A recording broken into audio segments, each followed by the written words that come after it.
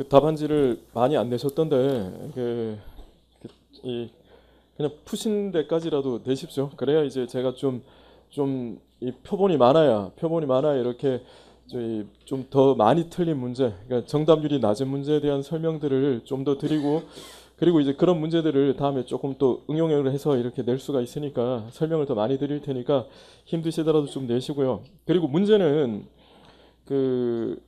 실전 시험보다는 당연히 지문도 길고 양도 많고 문제도 어렵습니다. 문제도 어려운데 실제 시험이 이렇게 나오지는 않습니다. 근데 아까 뭐 시험 치기 전에 잠깐 말씀드린 것처럼, 그러니까 전체적으로 이렇게 행정법 전반에 대한 주제들을 다 하나하나 짚는다고 생각을 하시고요. 어쨌든 교재에 있는 내용들을, 주제들을 이제 2달 동안 다 다룰 테니까 어쨌든 그런 부분들을 전체적으로 본다고 생각하시고, 그리고 모든 문제풀이는 절대로 그냥 여러분들이 그냥 수업을 들어서는 여러분들께 되지를 않습니다. 먼저 생각을 해보고 어떤 식으로 변형이 되는지를 생각을 해보고, 그리고 이제 설명을 드려야 여러분들께 되기 때문에 꼭 푸십시오. 꼭 푸시고 꼭 먼저 풀어보도록 하시고요. 그리고 문제가 조금 어렵다고 느껴지신 분들이 많이 계실 건데, 그러더라도 이 지엽적인 걸 내 가지고 어려운 게 아니라 이제 기출 문제 부분들과 관련된 것들을 응용을 한 거기 때문에, 그러더라도 꼭 풀어보도록 하십시오. 보시면 밑에 관련 기출 문제 보면 거의 대부분들이 다 이렇게 여러분들이 보시다시피 연결이 다 되는 부분들입니다. 그러니까 꼭 한번 정리를 하도록 하시고 꼭 미리 풀어보도록 하시고요. 이제 바로 들어가도록 하겠습니다.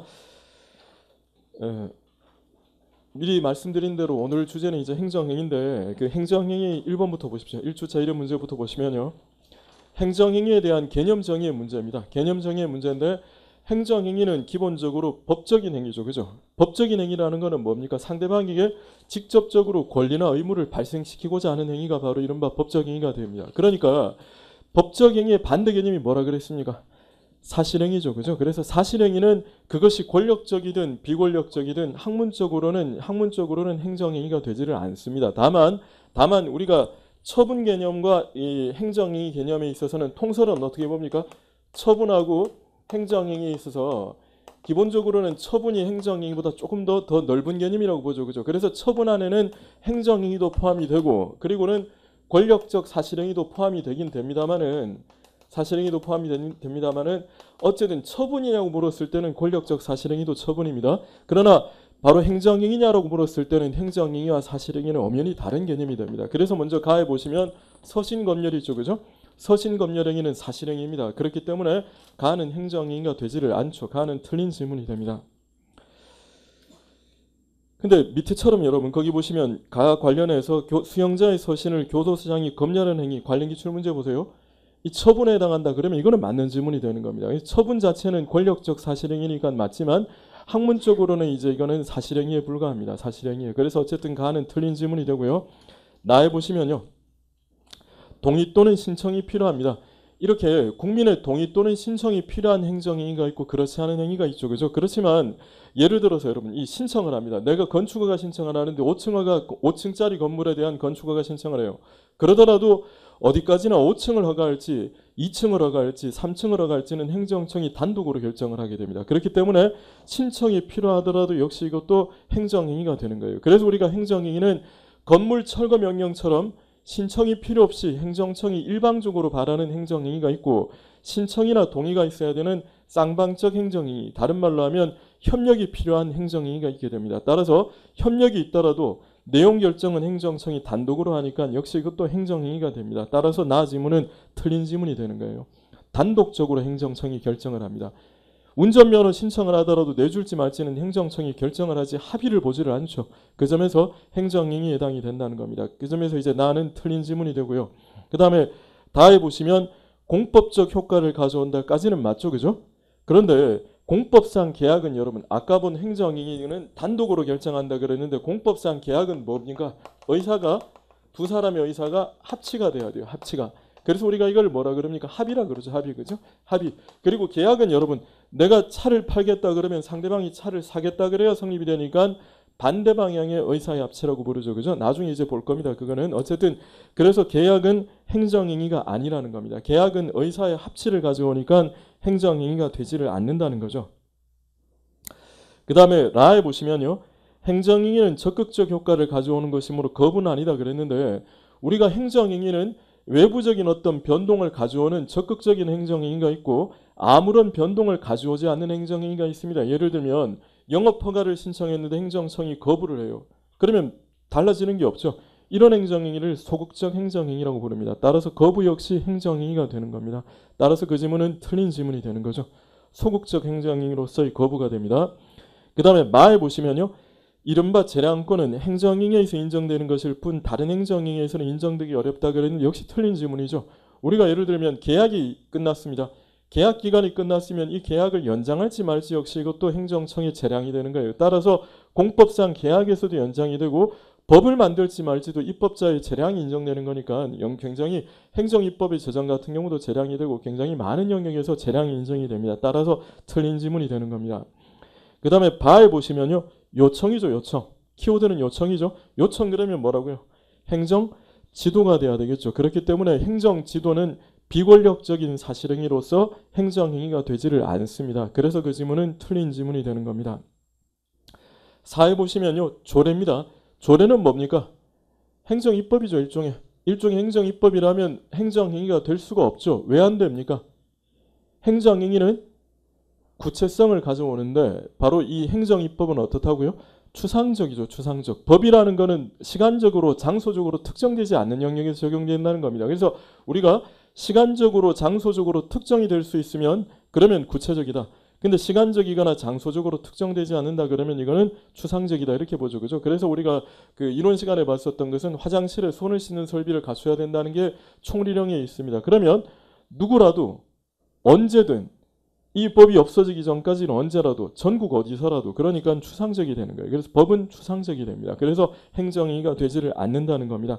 자, 일단 여러분 4가지 내용 관련돼서 관련 기출 문제를 잠깐 보시면요. 따라서 2번이 있죠. 그죠? 나 관련 2번에 행정행위는 우월적인 지위에서 행하는 것이지만 동의나 신청이 있는 경우에도 행정행위 포함된다는 지문은 맞는 지문이 되는 겁니다. 그 다음에 3번에 보세요. 행정행위는 통설에 따르면 행정행위는 권력적이에요. 그러니까 권력적이니까 계약과 합동행위는 행정행위에 포함되지 않는다가 돼야 되는 겁니다. 계약은 의사의 합치, 합동행위도 의사의 합치입니다. 다만 계약은 어떻습니까? 반대 방향의 의사의 합치, 합동행위는 동일 방향의 의사의 합치. 그 점에서 다르죠. 합동이라는 말 자체가 동이 같을 동사입니다. 동일 방향의 합, 의사의 합치가 합동행위가 되는 거죠. 그러니까 뭡니까? 단체를 만드는 거예요. 조금 이따가 볼 겁니다만은 동일 방향이라는 거는 단체를 만드는 거는 나도 구성원이 되겠다. 나도 구성원이 되겠다. 똑같은 권리 의무를 누리기 때문에 합동행위라고 이렇게 부릅니다. 조금 이따가 볼 겁니다. 그 다음에 4번 보시면요. 따라서 1번 지문은 틀린 지문이죠. 도로를 보수하는 행위는 사실행위에 불과하게 됩니다. 그리고 2번에 보시면요. 따라서 이 반려, 이게 거부거든요. 거부도 역시 행정행위가 될 수가 있게 됩니다. 그리고 3번에 보시면 국민이 아니라 상대방에 대해서 법적인 효과를 가져오는 거예요. 상대방에 대해서 법적인 효과를 가져오는 거니까 이거는 이제 이 행정행위가 아니다는 지문은 3번 지문은 틀린 지문이 되는 겁니다. 우리가 행정작용이라는 것은 행정청이 상대방에 대해서 어떤 조치를 할 때의 문제가 되는 겁니다. 그럼 여러분 예를 들어서 우리의 불법 체류자의 강제 퇴거 있죠. 그죠? 이거는 우리가 왜 우리 직접 강제라고 보지 않습니까? 이런 것들은 그러면 우리 행정작용이 아닙니까? 행정작용 아닙니까? 그러니까 상대방에 대해서 법적인 효과를 가져오는 겁니다. 그렇기 때문에 3번 지문은 귀하가 역시 행정행위가 되는 거고요. 그리고 4번 지문에 보시면요. 4번 지문에 지금 이 남 주제를 보도록 하겠습니다. 마 관련해 5번 보십시오. 행정계획에도 재량이 인정이 되죠. 이른바 계획재량. 그리고는 6번 같은 경우도 이른바 역시 재량에 맡겨져 있다는 것도 맞는 지문이 되는 겁니다. 공법상 계약 같은 경우에 연장할지 말지도 재량이 되는 거고요. 7번에도 보시면 역시 이런 것도 국가가 이 공무를 직접 수행할지 아니면은 민간에게 위탁할지는 민간에게 우리가 왜 이게 회사 같으면 이게 아웃소싱 아닙니까? 외부에 줄지 아니면 그걸 할지는 행정청이 판단할 일종의 역시 재량이 있다는 거죠. 그래서 7번 지문 또 맞는 지문이 되고요. 그리고 8번 역시 맞는 지문이 되는 겁니다. 행정행위 외에도 많은 부분에서 재량이 인정이 되는 거고요. 9번은 항고성의 대상이다는 지문은 틀렸죠. 행정지도니까. 그래서 틀린 지문이 됩니다. 10번에 보세요. 행정청에 의한 법의 재정작용. 그제? 그죠? 그럼 여러분 이건 뭐라고? 행정 입법. 그러면 이거는 행정행위가 될 수가 없습니다. 왜 안 됩니까? 추상적이니까. 행정행위는 구체성을 띄어야 되는데 추상적이니까. 그러니까 행정행위의 개념 요소로서 기억을 하셔야 될 것이 구체적이다. 권력적이다, 공법적 행위다라는 그 세 가지는 여러분들이 머릿속에 기억을 하고 계셔야 돼요. 만약에 이 개인이 했다, 이걸 행정이다, 이렇게는 시험에 안 물을 거 아닙니까? 그걸 틀리면 그건 접어야지. 그건 접어야 되니까 그건 묻지 않는데, 구체적이다, 법적 행위다, 권력적이다, 이거는 머릿속에 기억을 하셔야 된다는 겁니다. 자, 다시 문제로 돌아가시겠습니다. A입니다. 상급기관이 하급기관에 대해 직무명령을 발령합니다. 그럼 여러분 이건 어떻게 됩니까? 자, 예를 들어서 서울지방국세청장이 특정 공무원에게 어떤 기업에 대해서 세무조사를 실시하도록 하라라고 지침을 발령하는 것. 이건 어디까지나 조직 내부에서의 거지. 우리가 행정작용이라는 건 외부에 대해 직접적인 효과를 발생하시는 거니까 바로 이런 내부적인 행위는 행정행위가 되지를 않는다는 겁니다. 아, 지문은 틀린 지문이 됩니다. 그 다음에 자에 보시면요. 횡단보도를 설치했죠. 그죠? 그럼 여러분 횡단보도를 설치했으면 장소적으로 횡단보도가 뜻 아닙니까? 당연히 장소적으로 특정되어 있으니까 뭐라고요? 구체라는 거예요. 그래서 우리가 행정행위의 개념 요소는, 행정행위는 주로 개별구체지만 바로 이 개별성은 필수적으로 요구되는 건 아니에요. 구체적인 거는 요구되는 겁니다. 그래서 횡단보도를 설치하면 누구든지 간에 그 길을 우리가 도로로 인정을 해야 되지 않습니까? 보도로. 그러니까 일반적이고 구체적인 작용, 구체성이 있기 때문에 행정행위가 된다는 거죠. 따라서 자는 틀린 지문이 되는 겁니다. 그 다음에 차에 보시면요. 지금 국토교통부 장관이 국립공원을 지정했지. 그러면 공원구역으로 지정되는 순간 거기에는 그 토지 소유자는요. 건축을 못해요. 그러면 공원구역으로 지정되는 순간 거기에 대해서는 구체적인 법적 효과가 발생을 하는 것이고, 그리고 나서는 어떻게 해요? 경고판을 설치하거나 이런 것들은 어떻게 됩니까? 행정처분이 있었다는 사실에 대해서 그냥 하나의 알려주는 안내에 불과한 것이지 그 자체가 새로운 법적인 효과를 가져오는 게 아니라는 겁니다. 따라서 차는 틀린 지문이 되는 겁니다. 공원 지정 처분이 행정행위가 되는 거예요. 그 다음에 이제 카에 보시면 도로보수공사는 사실행위가 아니죠. 그 다음에 타에 보십시오. 많이도 냈네요. 어쨌든 타에 보시면 행정청이 특정인에게 어업과 같은 사건의 성질을 가져옵니다. 자, 그런데 아까 제가 행정행위는 공법적 행위라 그러지 않았습니까? 그럼 이 공법적 행위의 뜻이 뭐냐 하면 바로 행위의 근거법이 공법이라는 거예요.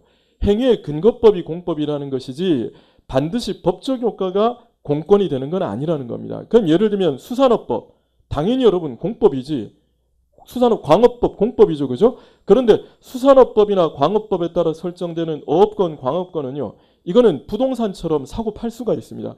임대를 할 수가 있고요. 그래서 충분히 이건 어떻게 됩니까? 재산적 가치를 띠게 되는 거예요. 그러니까 이런 것들은 어디까지나 부동산처럼 은행에 담보로 잡히고 돈을 빌릴 수도 있습니다. 사적 거래 대상이 될 수도 있는 거예요. 그러니까 어떻게 해요?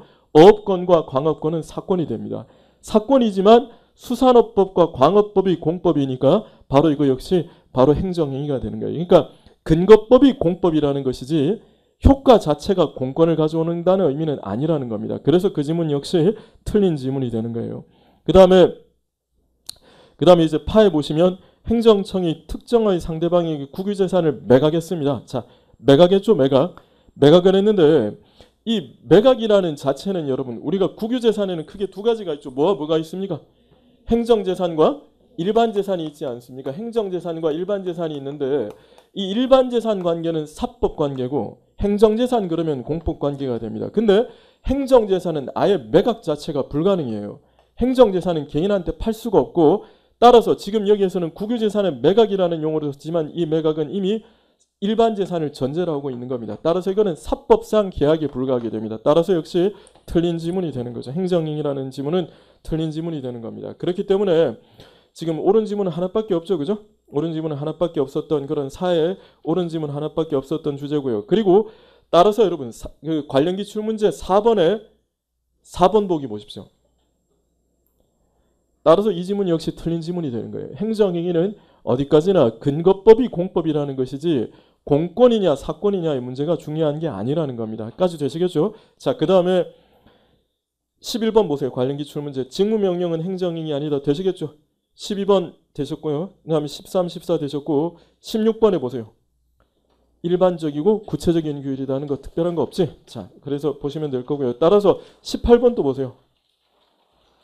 18번 지문 빠르게 보십시오.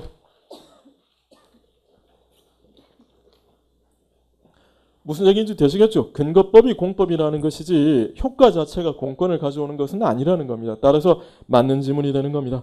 자, 2번 문제 보시겠습니다. 1번에 보시면 판례는 해서 자 쉼표 앞부분까지 있죠. 그죠? 재량행위와 기속행위의 구분은 이렇게 개별적 구체적으로 검토를 한다는 거예요. 그렇기 때문에 허가 중에서도 기속행위가 있고 재량행위도 있을 수 있고 그렇다는 겁니다. 그래서 이런 식으로 근거법을 보고 체계적으로 판단한다. 주로 이제 문구를 보겠죠. 하여야 한다 그러면 기속이 될 거고 할 수 있다면 재량인데 그게 아니라 이제 행위의 성질까지도 그것뿐만 아니라 종합적으로 고려한다는 지문 앞부분은 맞는데요. 그 뒷부분이 있죠. 대기오염물질 총량관리사업장 설치. 이게 무슨 얘기냐 하면요. 수도권 내에서 대기오염물질 질소산화물이라든가 먼지 같은 경우 특히 먼지 같은 경우를 0.2톤 이상 배출하려 그러면은요. 총량관리사업장 설치 허가를 받아야 돼요. 그래서 예를 들어 내가 1톤을 배출한다. 그럼 0.2톤을 총하지 않습니까? 그러면은 내가 거기에서 0.2톤이 아닌 1톤을 내가 배출하는 사업입니다. 예를 들어 무슨 뭐 발전소를 한다거나 뭐 철강을 만든다거나 그러면 당연히 먼지가 나올 거니까 그러면 이렇게 배출 허가를 받습니다. 그럼 어떻게 되느냐? 배출 허가를 받았는데 내가 1톤 받아놓고는 실질적으로는 여기에서 0.7톤밖에 배출을 안 했어요. 그러면 나머지 0.3톤이 남았지 않습니까? 이 남은 거는 팔 수가 있습니다. 남은 건 이른바 배출권이라 그래가지고 이거 자체를 매각을 해서 돈으로 환가를 할 수가 있고 다른 기업이 사실은 1톤을 그려놓고는 1.2톤을 배출하면 얘는 제재 대상이 되거든요. 그럼 그때는 어떻게 되느냐? 배출권을 사오는 거예요. 그러니까 어떻게 되는가 하면 이런 총량관리사업장 설치 허가는 배출할 수 있는 권능을 설정해주는 당연히 이거는 재량행위가 되는 겁니다. 그래서 만약 예를 들어서 인구가 굉장히 많이 밀집한 지역 내에서 우리가 뭐 먼지를 이만큼 배출하려고 합니다. 발전소를 하려고 합니다. 그러면 허가 안 내줘야 됩니다. 이런 경우에는 공익상 허가를 안 내줘야 되니까 이건 일종의 여러분 당연히 총량관리사업장 설치 허가는 기속이 돼야 됩니까? 재량이 돼야 됩니까? 재량이 돼야 되고 특허라는 겁니다. 그래서 우리 판례는 이걸 일종의 특허라고 보고 있습니다. 특허로서 재량행위라고 보는 겁니다. 배출 권리를 생각하시면 됩니다. 아시겠죠? 이 배출 권리. 그러니까 이거는 재량행위가 되니까 1번 지문은 그래서 틀린 겁니다. 자, 그 다음에 2번 보시면요. 2번은 말장난 같지만 여러분 우리가 위법, 적법으로 둘을 나누었을 때 부당은 뭐라 그랬습니까? 적법입니다. 근데 평등원칙을 위반했으면 이미 이거 불문법을 위반한 거 아닙니까?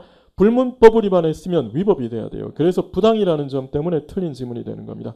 부당이 아니라 위법이 돼야 됩니다. 그 다음에 3번에 보시면요. 법령상의 과징금의 임의적 감경사유. 임의라는 거는 감경을 할 수도 있고 안 할 수도 있다는 겁니다. 예를 들면 이 공무원이 있습니다. 공무원이 있는데 이 사람이 이 비리를 저질렀어요. 비리를 저질렀는데 이 사람이 그동안에 장관 표창을 받은 게 있습니다. 그러면 감경을 할 수가 있겠지. 근데 장관 표창을 받은 사실을 전혀 모르고 깜빡하고 얘에 대해서 파면을 했습니다. 당연히 여러분 그러면 장관 표창은 감경하도록 되어 있는데 그거를 고려 안 했지? 그럼 이거는 재량하자가 있는 거예요. 근데 그게 아니라 장관 표창을 받았지만 얘가 받은 뇌물 억수가 거의 뭐 그 뇌물 액수 자체가 이미 뭐 수십억이다.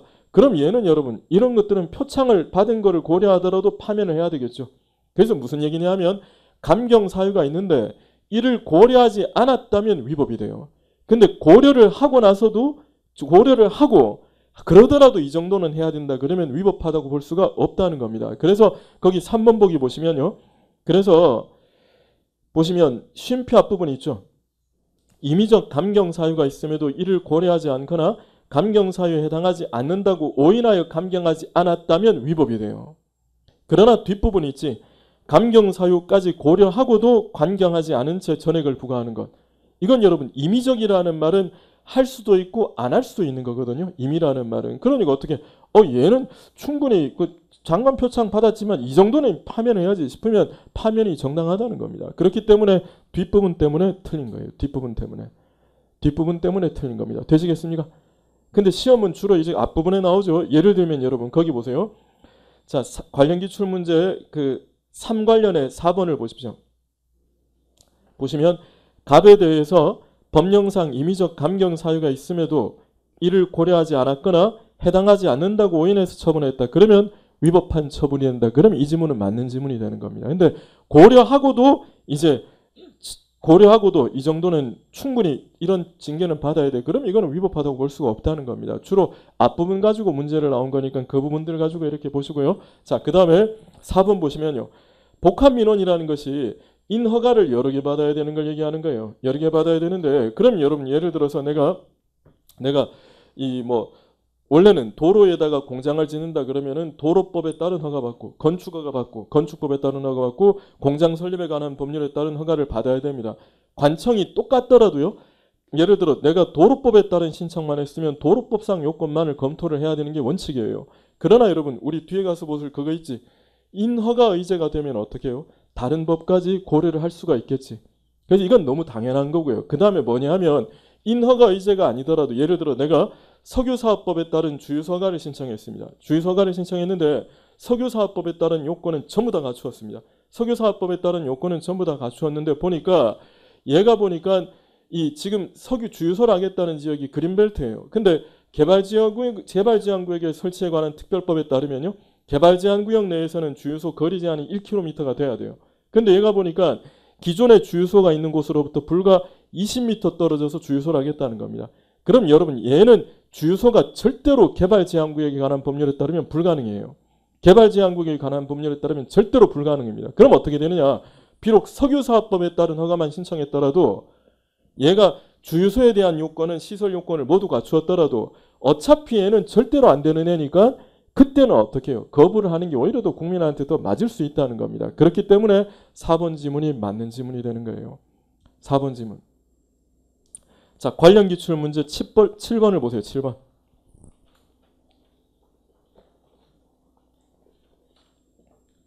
보시면 원래는 각 법률에 따른 셋째 줄의 규정에 따른 허가를 받아야 할 것인 바 이러한 경우 원용하고 있는 경우나 바로 인허가 의제 같은 경우가 될 거고요. 그 다음에 넷째 줄에 보시면 그 행위가 자 다른 법령에 의하여 절대적으로 금지되시겠습니까? 키워드 찾으시겠습니까? 다른 법에 의해서 A법에 따른 허가는 가능하지만 B법에 따르면 얘는 절대로 안 된다는 겁니다.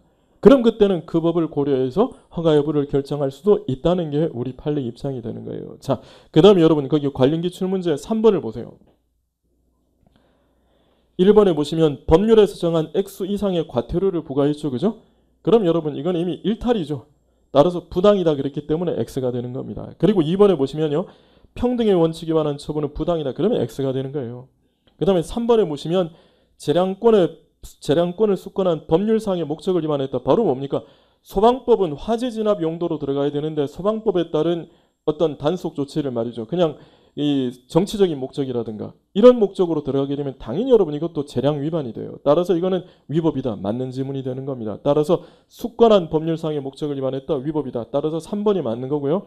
4번은 사정을 고려하지 않았으면 여러분 아까 봤지? 감경 사유가 있음에도 이를 고려하지 않았다. 뭐라고? 위법이 되는 거예요. 위법. 그러니까 4번 지문은 틀린 지문이 되는 겁니다. 부당과 위법의 개념을 구별하시는 그런 문제였었습니다. 까지 되시겠죠? 자, 그 다음에 3번 문제입니다.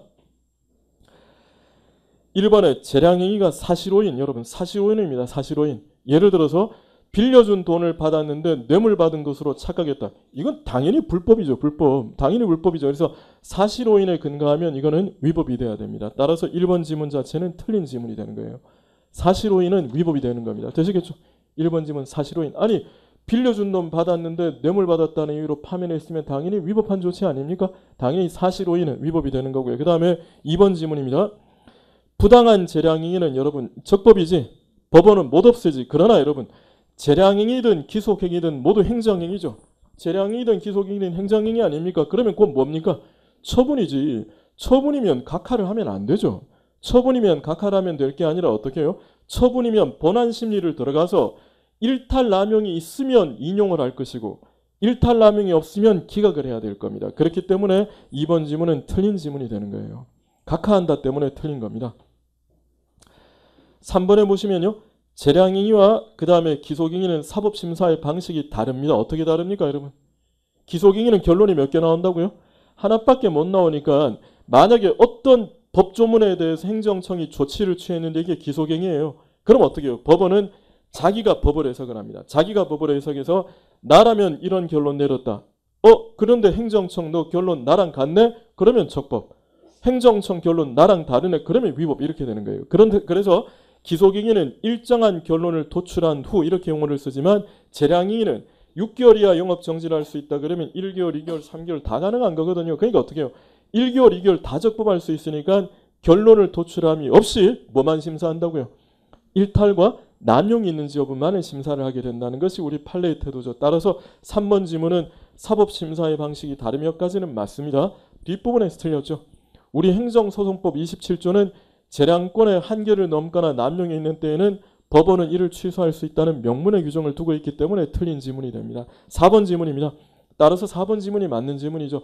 폐기물 처리다. 당연히 여러분 폐기물 현재 폐기물 업체가 처리할 수 있는 양과 폐기물 배출량을 가지고 검토를 해가지고 내줘야지 무분별하게 내줘서는 안 될 거 아닙니까? 그러니까 당연히 재량이고 어떤 행위가 재량이라면 그 행위의 기준을 정하는 것 역시 재량이 될 수밖에 없게 됩니다. 따라서 4번이 맞는 지문이 되는 거죠. 자, 그래서 관련 기출 문제 1번, 2번 다 보십시오. 1번 사실을 원인했죠.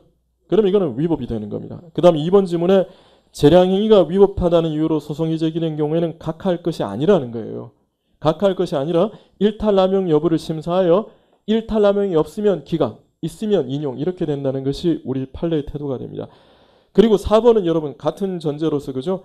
기억은 바로 무슨 행위입니까? 기속행위가 되겠죠. 그지? 왜냐하면 일정한 결론을 도출한 후 그러지 않았습니까? 그리고 니은은요 일정한 결론을 도출함이 없이 그랬으니까 재량행위가 되는 거예요. 자, 그러면 먼저 가봅시다. 니은의 경우 재량행위죠. 그럼 여러분 기본적으로 우리가 소송에서의 입증 책임은 어떻게 되느냐? 원칙은 아니라 원칙과 누구는 원칙을 주장하고 누구는 예외를 주장해요. 그러면 누가 입증 책임을 진다고요? 예외를 주장하는 자가 입증 책임을 져야 됩니다. 예외를 주장하는 자가 입증 책임을 져야 되는데 예를 들어서 뭐 손으로 지웁니까? 자, 우리가 만약에 1년 이하의 영업정지를 할 수 있다 그러면요. 1개월, 2개월, 3개월 다 되지 않습니까? 그죠? 근데 다만 이 경우에 3개월이 위법할 수가 있습니다. 그지? 어떨 때? 남들은 1개월인데 혼자 3개월인 바로 평등의 원칙. 그리고 아주 가벼운 위반 행위인데 3개월이라는 비례 원칙. 이런 것들 같은 경우는 그러니까 아주 일종의 어떻게 됩니까? 예외적인 거예요. 재량이 일탈 남용이라는 거는 기본적으로 예외적인 조치가 됩니다. 다 가능할 수가 있으니까. 그러니까 어떻게 해요? 자, 어떤 처분에 대해서 동작구청장이 갑에게 6개월 했습니다. 갑이 여기에 대해서 취소 소송을 제기합니다. 갑은 위법하다고 주장을 하겠지. 동작구청장은 적법하다고 주장을 하겠죠. 여러분 이 재량행위라면 누가 예외를 주장하는 겁니까? 갑이죠. 그러니까 어떻게 해요? 바로 갑, 원고, 재량행위의 효력을 다투는 자. 재량의 효력을 다투는 자가 입증 책임을 진다는 겁니다. 따라서 그 지문은 맞는 지문이 되는 거예요. 그래서 지금 거기에 있는 가 지문은 맞는 지문이 되는 겁니다. 되시겠습니까? 일탈남용은 일종의 예외적 사유가 되는 거예요. 그래서 나중에 볼 겁니다만은 처분이 무효다, 무효가 아니다. 그때는 처분이 무효라는 점을 원고가 입증한다. 그런 얘기가 또 뒤에 나오게 됩니다. 자, 일단 가는 맞는 지문이 되고요. 그리고 나는 맞는 지문이죠. 허가는 일반적으로 기속이고 특허는 일반적으로 재량이 되겠죠. 그죠? 자, 그 다음에 다는요. 이 선언주의라는 건데 이거는 뭐 출제가 되지는 않았습니다만 선언주의라는 게 뭐냐 하면요. 선착순이에요. 선착순. 선착순입니다. 쉽게 생각하세요. 여러분. 발명특허는 뭡니까? 우리 행정행위 중에 뭐죠? 확인이죠. 확인. 발명특허는 확인입니다. 발명특허는 확인인데 확인은 여러분 공정통지 수리와 더불어 준법률행위적 행정행위예요. 준법률행위적 행정행위는 행정청에 의사표시라는 게 없습니다. 그렇기 때문에 어떻게 되느냐. 준법률행위적 행정행위는 원칙적으로 기속행위입니다. 원칙적으로 기속행위인데 의사표시라는 게 없기 때문에 행정청이 자기 의사를 뭐 고려하고 할 게 없는 거예요. 그래서 발명특허는 전형적인 기속행위가 됩니다. 기속행위가 되는데 그때 어떻게 합니까? 아니 여러분 특허 신청인이 여러 명 있으면 누구한테 내줍니까? 제일 먼저 그게 선언주의가 되는 거예요. 그래서 기속행위는 선착순이 원칙이지만 재량행위의 경우에는 과연 예를 들어서 도로 점령 허가를 신청했습니다. 갑이라는 사람은 거기에서 도로 점령 허가를 해가지고 거기에서 갑은 무슨 청소년 공연장을 신청을 했고 그 다음에 을이라는 사람은 거기다가 무슨 뭐 야외 무슨 뭐 저기 뭐 이렇게 뭐 나이트클럽 뭐 이걸 신청을 했다. 뭐 말이 안 되지만 어쨌든 간에 그리 신청을 했다 그러면 신청의 순수와 상관없이 누가 가장 공익에 부합하는가를 따라 결정을 할 수가 있고 둘 다 상관이 없으면 여러분 거부할 수도 있는 거예요. 따라서 재량행위는 선언주의가 적용되지를 않습니다. 그래서 그 지문은 틀린 지문이 되는 거예요. 그 다음에 나에 해설에 다 있으니까 나중에 해설 보시고요. 지금 이해하시고 제가 말씀드린 게 해설에 다 있으니까 보시고요. 라에 보시면 우리 판례는 여러분 기본적으로는 법 규정의 요건과 이거를 보지만 그지? 근데 어떻게 봅니까? 수익적 효과를 가져오면 무슨 행위? 재량. 침익적인 효과를 가져오면 무슨 얘기냐 하면 수익적, 침익적 중에 어느 걸 더 통제할 필요성이 큽니까? 그러니까 침익은 기속행위라는 거예요. 침익은 기속행위. 그러니까 수익은 재량이라는 겁니다. 그럼 여러분 효과를 기준으로 수익적인 효과냐 침익적인 효과냐 무슨 설입니까? 효과재량설. 그래서 우리 판례는 보충적으로 효과재량설을 가미하고 있다는 겁니다. 그래서 그 지문은 틀린 지문이 되는 거예요. 옳은 지문은 가나의 2개죠. 가나의 2개가 될 겁니다. 그래서 관련 기출 문제 5번입니다. 거기 1번부터 보세요. 1번. X지. 그지? 행정청은 적법하다. 원고는 일탈남용이 있다. 이렇게 주장할 거 아닙니까? 원고한테 있는 거예요. 원고한테. 예외를 주장하는 원고에게 있게 되는 겁니다. 그리고 5번. 요건재량설이 아니라 효과재량설이 돼야 되겠죠. 그지? 수익적인 효과를 가져온다. 그래서 효과재량설이 되는 겁니다. 효과재량설에 따르게 됩니다. 자, 그 다음에 이제 5번 문제 보시겠습니다. 개발 제한구역 내 건축허가입니다. 여러분 원래 주거지역 내 건축허가는 당연히 뭡니까? 주거지역 내 건축허가 우리 이걸 뭐라고 부릅니까? 허가죠. 그죠? 근데 개발 제한구역이라면 원칙적으로 허가가 안 되는 곳이에요. 허가가 안 되지만 어떻게 해요? 아무리 개발 제한구역이라도 가설 건물 같은 경우에는 허락이 가능합니다. 그리고 거기에도 꼭 필요한 시설물은 허락이 가능해요. 뭐라고요? 예외적 허가. 그래서 개발 제한구역 내 건축물 허가는 예외적 허가 내지 예외적 승인에 해당되게 되는 거예요. 그러면 예외적 허가도 어떻게 됩니까? 허가는 뭐 해주는 거죠? 금지를 해제해 주는 게 허가 아닙니까? 예외적 허가도 금지를 해제해 준다는 점에서는 허가랑 똑같아요. 예외적 허가도 금지를 했다가 개발 제한구역이라는 것은 원칙적으로 건축을 금지하는 겁니다. 근데 필요한 경우에는 금지를 풀어주는 겁니다. 다만 여러분 이게 개발 제한구역 또 어떤 게 있습니까? 예외적 허가 예 하나만 더 들어보세요. 뭐 있습니까? 카지노 또 카지노 말고 또 뭐 있습니까? 또 뭐 있습니까? 예외적 허가 예 바로 이렇게 이 학교 환경 위생 정화구역 내에서의 유흥주점 허가 우리 기출지문에 나왔던 그런 것들이 다 이건데 또는 뭐 있습니까? 예외적 허가 또 마약 같은 경우 마약 승인 같은 거지 이런 것들은 어떻게 사회적으로 해로운 거예요. 해로우니까 어떻게 사회적으로 해로우니까 뭐를 한다? 억제를 하는 거예요. 사회적으로 해로우니까 일단 억제를 하는 겁니다. 억제 차원에서 금지를 하는 거예요. 규제 차원에서 금지를 하는 겁니다. 그런데 보통 여가는 여러분 운전면허가 보통 여가죠. 그죠? 운전면허 사회적으로 운전이 해롭습니까? 아니지. 사회적으로 운전이 해로운 건 아니죠. 건축이 사회적으로 해로운 거냐고 아니지. 사회적으로 해롭지는 않지만 다만 누구나 운전하게 하고 누구나 건축을 하게 되면 언제 건물이 붕괴되고 언제 교통사고가 날지를 알 수가 없다는 겁니다. 그러니까 어떻게 위험을 뭐하는 차원에서 예방하는 차원에서 금지를 하는 거예요. 그래서 위험 예방 차원에서 금지하는 것을 풀어주면 이게 바로 뭐고 허가. 위험을 예방하는 차원에서 금지하는 것을 풀어주면 허가. 그게 아니라 사회적으로 해로우니까 억제 차원에서 금지하는 것을 풀면 예외적 허가 이렇게 된다는 겁니다. 그렇기 때문에 보세요. 1번에 보시면 개발 제한구역 내에서의 건축허가 같은 허가는 이른바 억제적 금지의 해제에 해당하는 것으로까지 맞죠? 그런데 어쨌든 간에 금지의 해제라는 점에서는 도로교통법상의 운전면허는 어떻게 보통허가가 되는 겁니다. 금지의 해제라는 점에서는 보통허가와 차이가 없다는 거예요. 따라서 1번이 맞는 지문이 되는 겁니다. 그래서 관련 기출문제 1번, 2번 보십시오.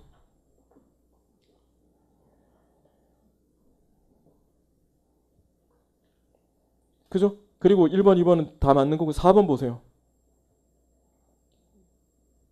뭐라고? 운전이 해롭나? 여기 여러분 저기 집 짓는 사람 보면 해로운 사람들입니까?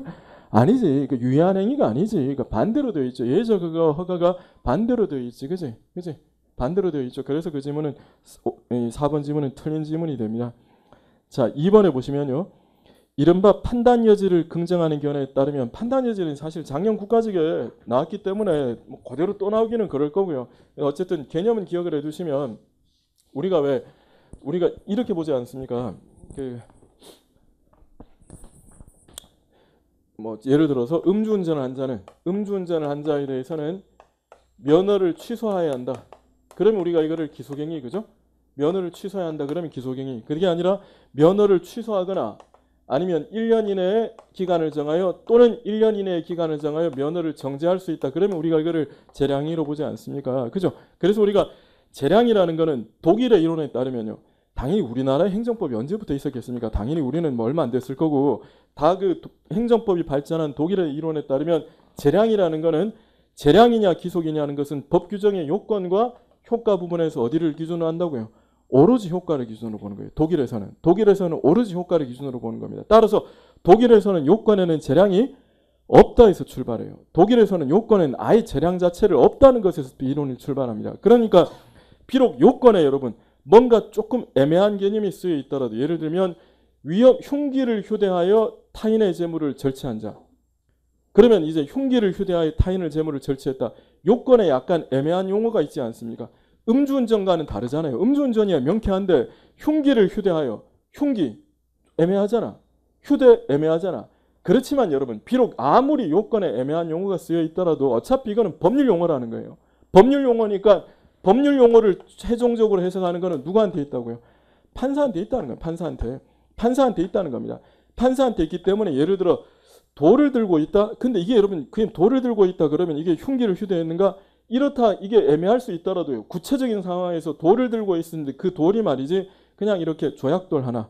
그럼 여러분 이건 흉기 휴대가 아니겠지만 돌이 무슨 뭐 어마어마한 그냥 뭐 금강석 같은 그런 돌을 들고 있었다. 그럼 여러분 이건 충분히 흉기라고 볼 여지가 있지 않습니까? 따라서 어떻게 해요? 구체적 사정하에서는 어차피 하나의 해석만이 가능할 뿐이라는 겁니다.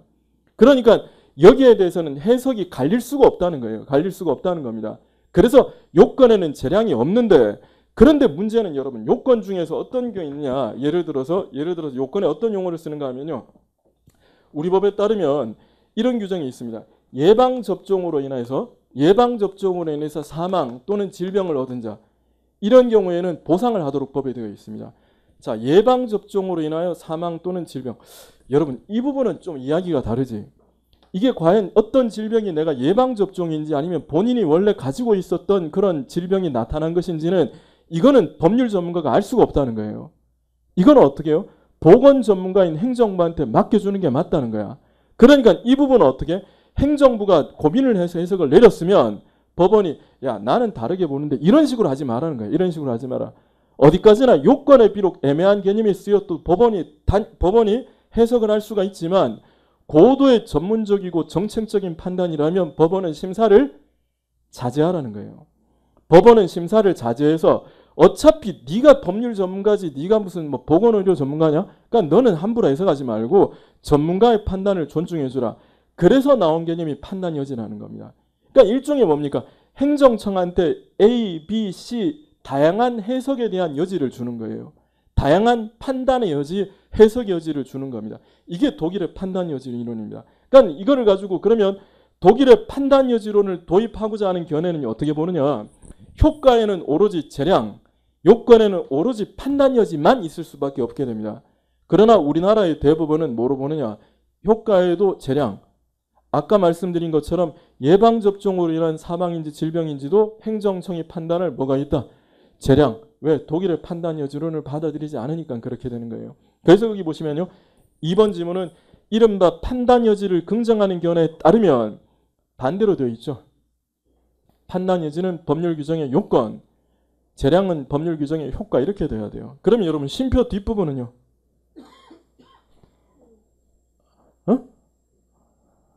내가 저번에 기출문제 하다가 내가 다 그때 이미 내공을 쌓았는데 지금 또 벌써부터 이제 독순술의 경제 이러게 되는 거야. 첫날부터 말을 하라고 말을 옵니까 있습니까? 그는 오죠. 목소리가 안 나옵니까 아침부터? 뒷부분은 맞습니다. 대법원은 판단 여지와 재량을 구별하지 않는다. 맞습니다. 자, 그래서 이제 맞는 내용이 되는 거고요. 그래서 이제 거기에 있는 거 있죠. 이 9번, 10번 전부 다 우리 판례는 재량으로 보고 있다. 맞는 지문이 되는 겁니다. 관련 기출문제 9번, 10번은 맞는 지문이 되고요. 3번에 한의사 면허는 여러분 이거 허가입니까? 특허입니까?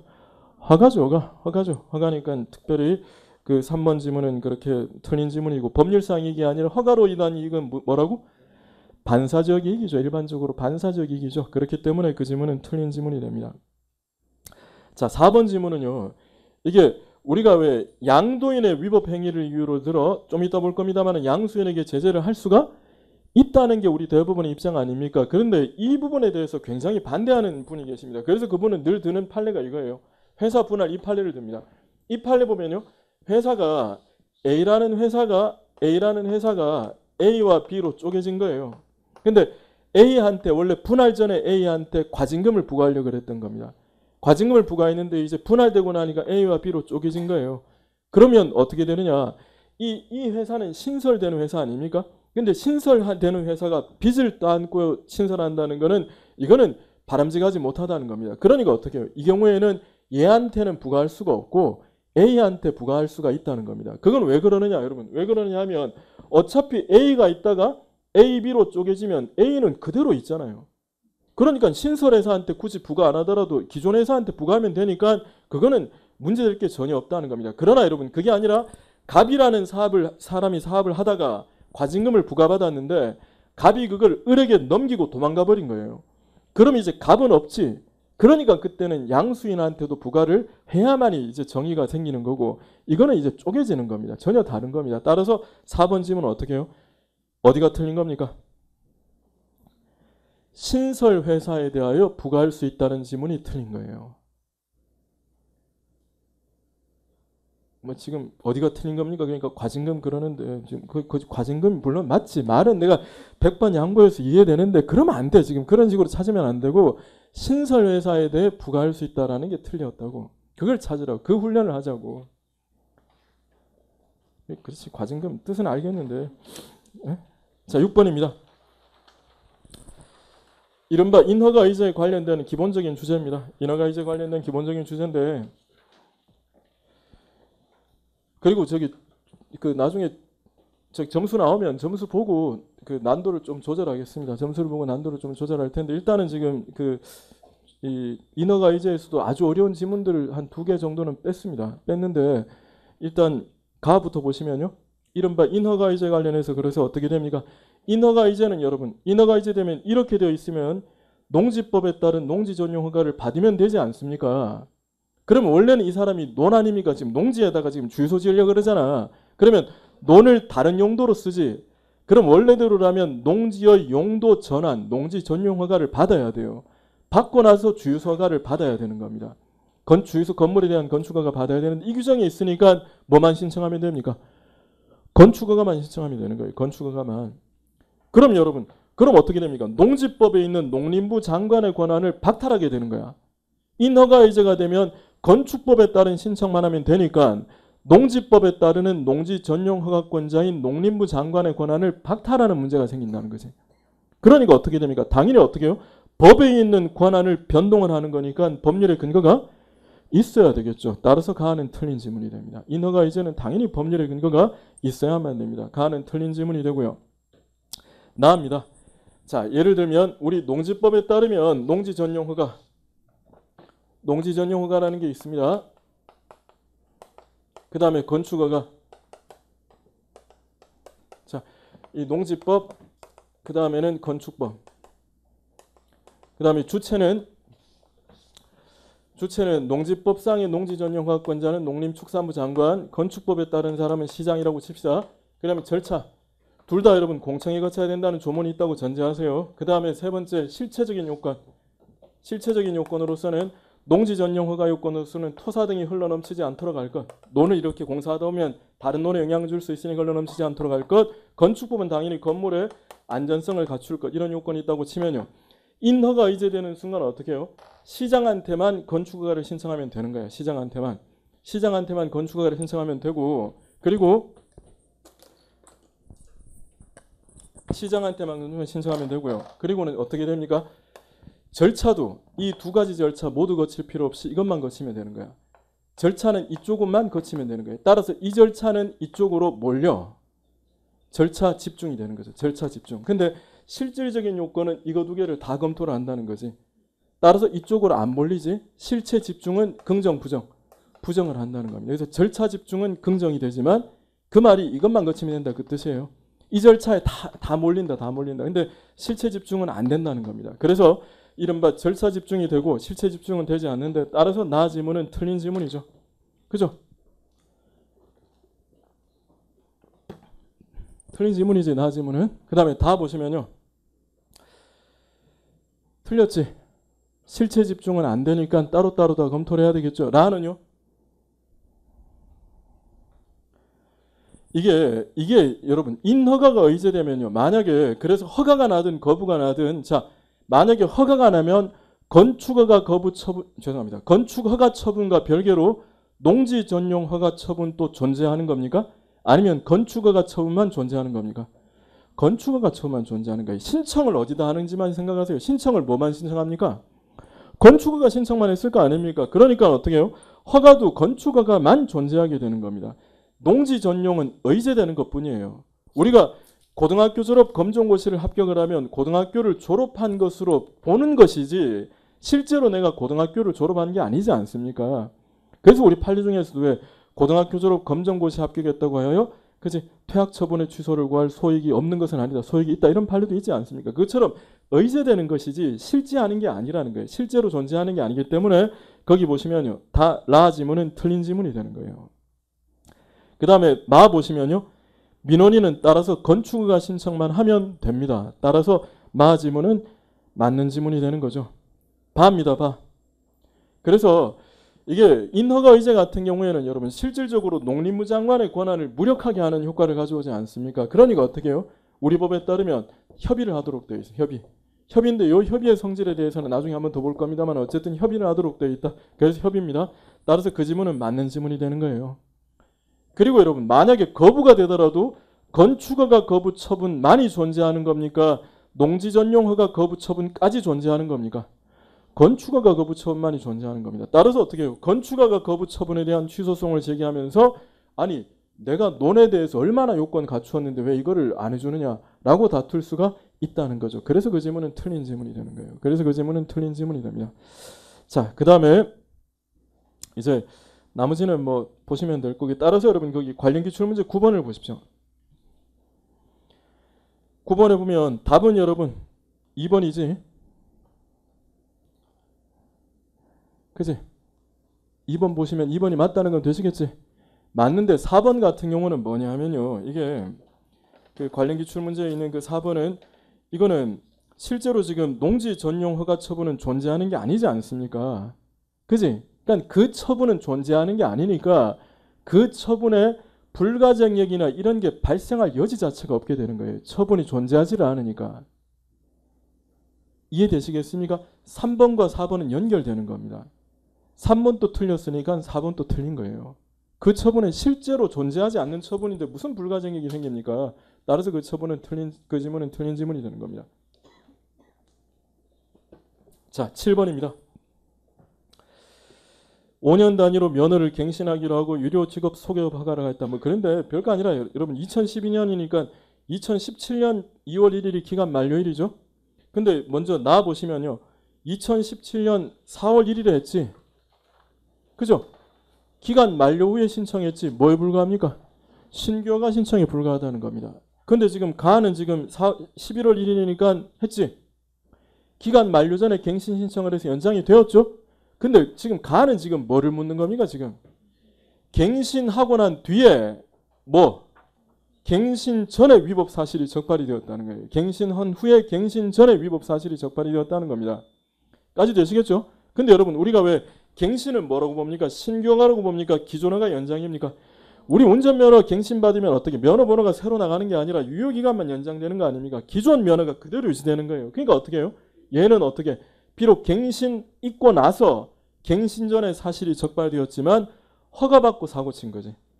만약에 갱신 허가가 신규 허가라면 어떻게 해요? 기존 허가는 이미 없어진 겁니다. 없어진 거고 새로운 허가가 시작되는데 얘는 새로 허가 받고 나서는 잘못한 게 전혀 없는 게 되는 거야.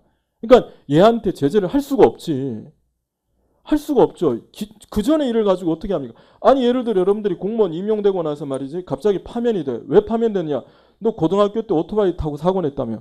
파면. 말이 안 되지 않습니까? 뭔가 행위 후에 일어난 일에 대해서 조치를 취해야 되는데 갱신허가는 뭐가 아니라 뭐에 불과하다고?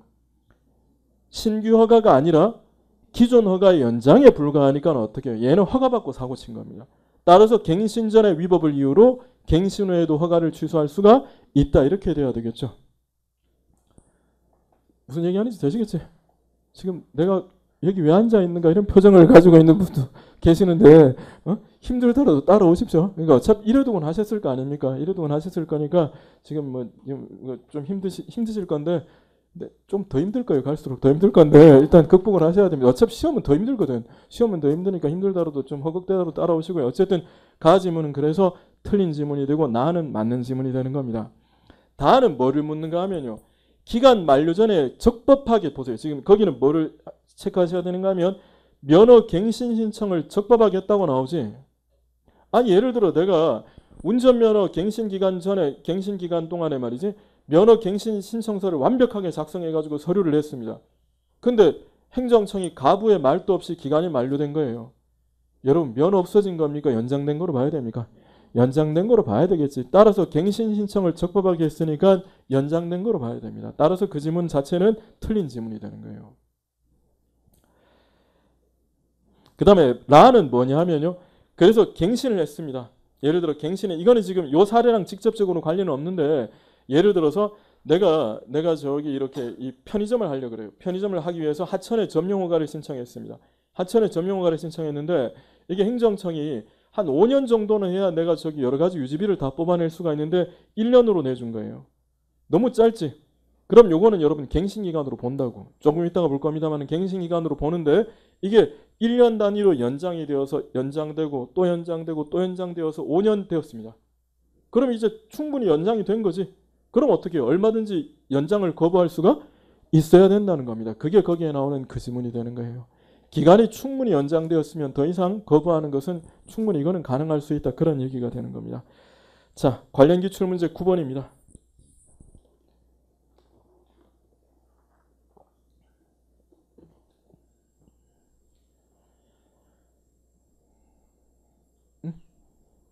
오지 오. 네, 오지. 오후에 뭘 합니까? 체력을 아끼기 위해서 지금 이제 입만 움직이는 겁니까? 어쨌든 맞는 질문이지. 이 저 동영상 들으시는 분들은 제가 또 한 뭐 5명 앉혀놓고 수업을 하는지 알고 계실 텐데 전혀 아니고 이 지금 수업 듣는 분들이 이상한 거니까 그냥 여러분들은 계속 계속 그 대답을 하시면서 말로는 여러분들은 동영상 들으시는 분들이야 뭐 말로 하실 필요 없고 그냥 입모양만 하셔도 되겠지만 계속 그 생각을 하시면서 답을 하십시오. 자, 관련 기출 문제 2번입니다.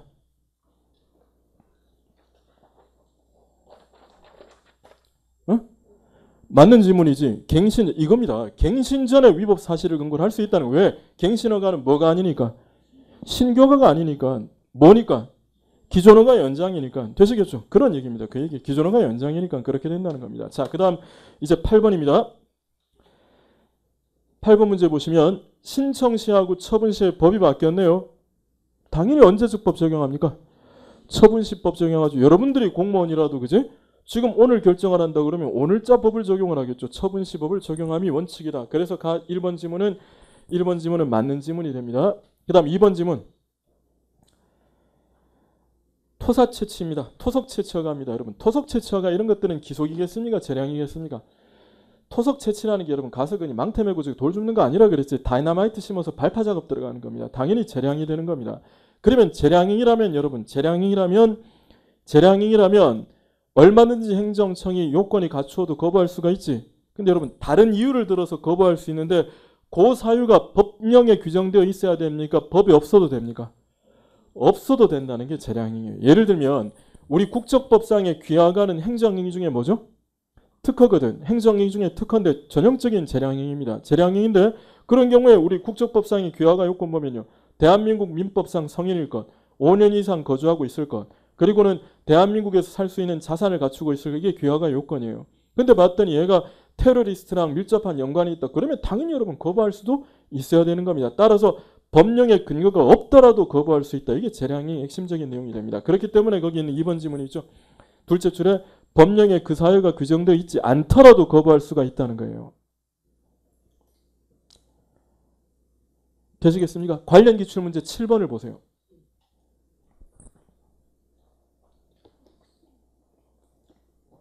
X라는 거 되시겠지? 형질 변경 운운하면 다 재량행위로 가시면 됩니다. 근데 뒤에도 나옵니다만은 근데 그러면 어떻게 해요? 명문의 근거 없더라도 공익을 이유로 거부를 할 수 있다. 이렇게 돼야 되는 거예요. 3번입니다. 우리 법은요. 각각의 법마다 목적이 다 다릅니다. 예를 들면 도로법에 대한 목적은 당연히 도로법은 도로의 원활한 유지와 관리, 건축법의 목적은 건물의 안전 이런 것들이 이제 목적이니까 당연히 각각의 법은 전혀 목적을 달리하니까 중첩적으로 적용이 되는 것이지 배타적으로 적용되는 게 아니라는 겁니다. 그러니까 어떻게 해요? 예를 들어 내가 그냥 일반 땅에다가 건물을 짓게 되면 건축법에 따른 건축허가만 받으면 되지만 도로법에서 접도구역, 접도구역이라는 것은 여러분 도로에 인접한 구역, 이걸 접도구역이라고 이렇게 부르는데 접도구역에 건물을 짓게 되면 나중에 도로 확장할 때 이게 문제 생기지 않습니까? 그러니까 도로관리상에 문제가 있는지를 따져서 도로법상에 따른 허가를 받아야 돼요. 이거는 뭐라고요? 도로의 목적이지. 그러면 건물의 안전성은 별도로 검토를 해야 되겠죠. 따라서 어떻게 도로법에 따른 허가를 받더라도 건축법에 따른 허가를 별도로 받아야만 된다는 겁니다. 그렇기 때문에 3번 지문은 틀린 지문이 아니라 맞는 지문이 되는 거죠. 3번은 맞는 지문이 되고 4번입니다. 이게 여러분 건축 허가를 받지 않은 건물은 무슨 건물입니까? 만약에 건축 허가를 받지 않고 내가 집을 하나 지었습니다. 건축 허가를 받지 않고 내가 내 돈으로 집을 지었습니다. 이 집은 누구 거죠? 1번 나라 거, 2번 내 거. 누구 겁니까? 아니 내가 예를 들어서 도로상의 허가를 받지 않고 내가 여러분 저기 우리 가게 앞에 내가 그냥 가게 홍보하기 위해서 풍선을 만든 거야. 막 이렇게 막 휘몰아치는 풍선이 있지 않습니까? 만들었습니다. 내가 사가지고 내가 가게 앞에 뒀습니다. 허가 안 받고. 그거 누구 겁니까? 국가 겁니까? 내 겁니까? 내 거지 내 거. 그러니까 무슨 얘기냐 하면 우리가 건물에 대한 건축 허가라는 거는요. 그 건물의 소유권이 누구냐가 아니라 이 건물이 무허가냐 아니냐는 걸 결정하는 거예요. 그러니까 무허가로서 철거 대상이냐 아니냐는 걸 결정하는 것이지 이 건물의 소유권이 누구냐는 걸 결정하는 게 전혀 아니게 되는 겁니다. 그러니까 도로법상의 점용 허가를 받지 않고 설치했으면 이거를 철거할 것인가 말 것인가를 결정하는 것이지 이 자체의 소유권이 결정되는 게 아니에요. 아니 여러분 내가 주차금지구역에 주차를 했습니다. 그 차 국유입니까? 아니지. 그러니까 그런 것들은 여러분 어디까지나 도로법상의 목적은 이게 그 자체의 목적과 민법상의 소유권은 전혀 다른 개념이 된다는 거예요. 이해되시겠죠? 그러니까 어떻게 해요? 건축 허가를 받지 않았으면 불법 건축물이라는 것이지 그 건물의 소유권 자체가 달라지는 게 아닙니다. 반대로 설명하면요. 만약에 건축 허가를 받았습니다. 갑이 허가를 받았으면 그 건물은 불법이 아니지. 불법이 아니라는 거야. 근데 실제로 허가는 갑이 받았는데 갑이 받고 나서는요. 건물을 지을 갑이 허가 받고 나서는 파산해버린 거야. 그래가지고 어떻게 A가 자기 비용으로 건물을 만들었습니다. 자기가 집을 다 지었습니다. 누구 집입니까? A 집이지. 그 얘기야. 그러니까 4번 지문이 맞는 지문이 틀린 지문이지. 그렇지. 틀린 지문이지. 맞는 지문이 아니라는 거죠. 그러니까 맞는 지문이 아니라 4번이 정답이 되는 거죠. 4번이 틀린 겁니다. 9번 문제 보시겠습니다.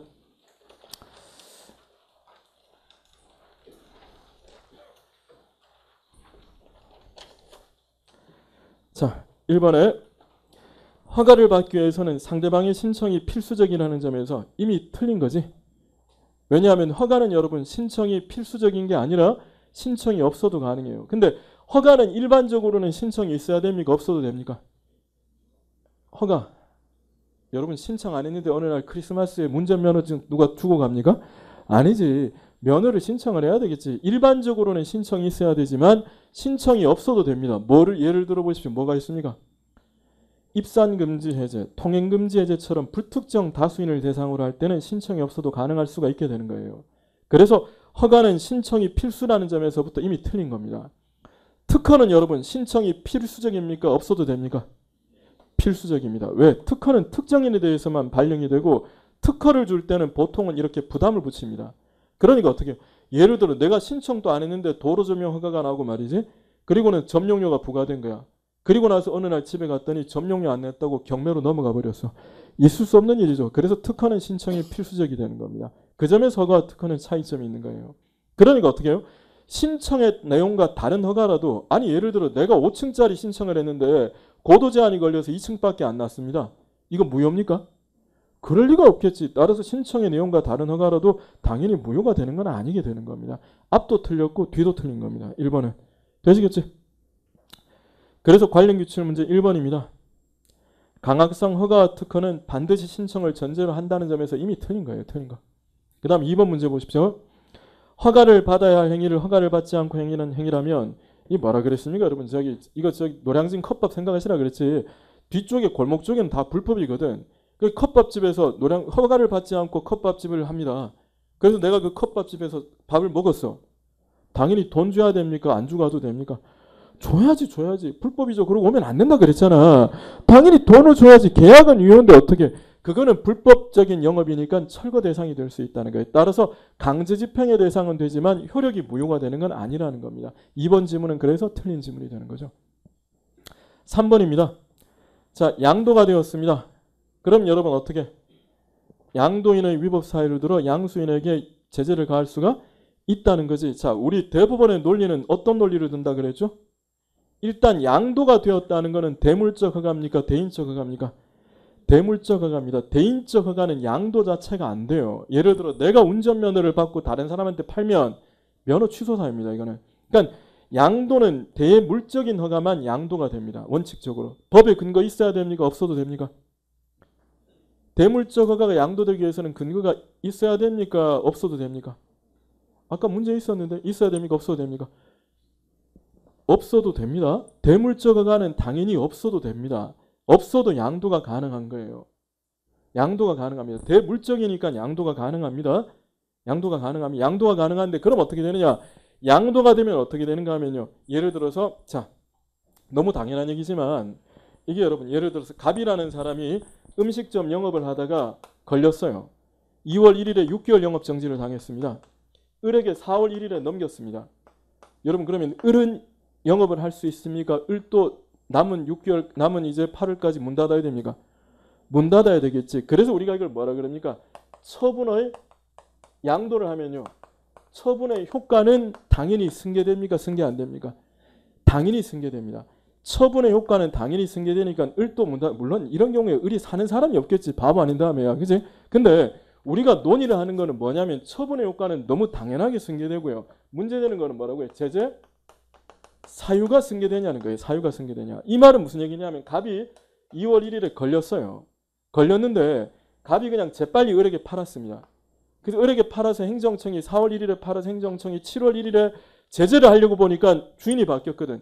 이거를 할 수 있냐 없냐가 제재 사유의 승계 문제입니다.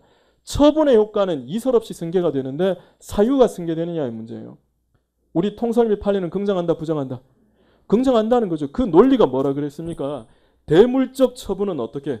이전이 되면 사유도 승계된다. 이렇게 보거나 아니면 두 번째 논리는 또 뭐를 드는가 하면요. 대물적 처분이면 사람이 안 중요하다는 거예요. 어차피 그 음식점이 영업정지하는 거지 사람한테 하는 게 아니지 않냐. 그러니까 가능하다는 겁니다. 물론 반대견해도 있습니다. 반대견해라는 거는 이미 작년에 기출이 되었었는데 부정하는 견해는요. 이게 제재 사유는 그 사람이 잘못한 거 아니냐. 그 사람의 행동 때문에 문제이기 때문에 승계되지 않는다. 즉 행위 책임이라는 점에서 부정하는 견해도 있는데 이거는 나중에 다루겠습니다. 지금은 거기까지는 신경 쓰지 마시고요. 어쨌든 이거나 여기 있는 거 이거나 그러니까 좀 약간 좀 욕하는 것 같은데 그게 아니라 여기 있는 지문이라 정리 잘 하시고 그래서 지금 할 수 있다는 겁니다. 그래서 거기 3번 지문은 틀린 지문이 되고요. 4번이 답이죠. 답은 쉬웠는데 4번은 뭐 생각하시면 됩니까? 운전면허. 내가 서울지방경찰청장으로부터 운전면허를 받았더라도 전국 어디라도 다닐 수 있지. 그러나 서울시장한테 영업허가 받고 저기 부산에서 영업하면 안 되겠지. 원칙적으로는 관할구역에서만 미치지만 관할구역을 벗어나는 경우도 존재한다. 그런 얘기가 되는 겁니다. 자, 그래서 지금 거기 보시면요. 이 관련 기출 문제 2번을 한번 보십시오. 개축허가 신청. 개축이라는 게 뭐냐면 그냥 이렇게 건물 4층짜리 건물이 있으면요. 4층짜리 건물이 있으면 4층을 헐고 4층을 새로 지으면 개축이 돼요. 그게 아니라 이렇게 용도 변경이라는 거는 우리가 리모델링 같은 이런 거 생각하시면 됩니다. 그렇지만 어떻게 되느냐. 개축허가 신청에 대해서 용도 변경 허가 있었지. 신청과 다른 허가가 있었지만 어떻게 해요. 아까 보세요. 똑같은 거야. 5층짜리 신청했지만 2층만 나왔으면 2층만 지어야 돼요. 5층 지으면 안 됩니다. 용도 변경만 가능할 뿐이라는 거예요. 행정청이 착오를 했든 뭘 했든 간에 용도 변경 허가가 있는 것이지 헐고 지으면 안 된다는 게 판례 입장이 되는 겁니다. 자, 그리고 5번입니다. 5번. 5번이 아니라 4번 봅시다. 노량진 컵밥 생각하시면 되겠지? 무효로 되는 것이 원칙이다. 틀린 지문이 되는 겁니다. 자, 잠깐 쉬었다가 나머지 내용들을 보도록 하겠습니다.